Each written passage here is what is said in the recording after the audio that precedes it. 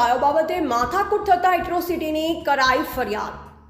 મળતી માહિતી પ્રમાણે કાંકરેજ તાલુકાના સિહોરી પોલીસ સ્ટેશનના વિસ્તારમાં આવેલા જામપુર ખાતે આવેલ સરકાર દ્વારા સંચાલિત બકરા સંવર્ધન કેન્દ્રમાં ગાયો બાબતે માથાકૂટ થતા ડોક્ટર પટેલ વજાભાઈ જેઠાભાઈ સરકારી કર્મચારીએ સિહોરી પોલીસ સ્ટેશનમાં ફરિયાદ નોંધાવી છે, જેમાં શંકરભાઈ માધાભાઈ પરમાર નામના વ્યક્તિ પોતે બકરા સંવર્ધન કેન્દ્રમાં ફરજ બજાવે છે અને ગત તારીખ 26/9/2024ના રોજ માનસંગ જીવાભાઈ ચૌધરી રહે બોતરવાડા, તાલુકો હારી, જિલ્લા પાટણ,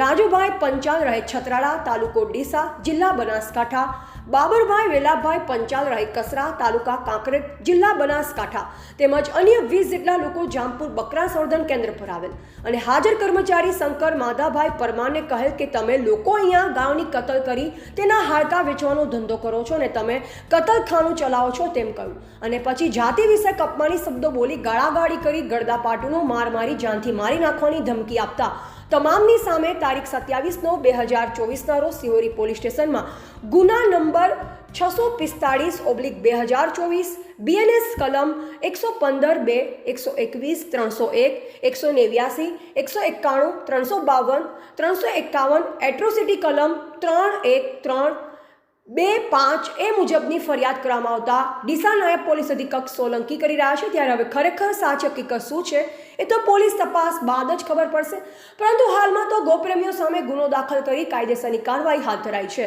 અહેવાલ જયંતિભાઈ ઠક્કર, સિહોરી, કાંકરેજ।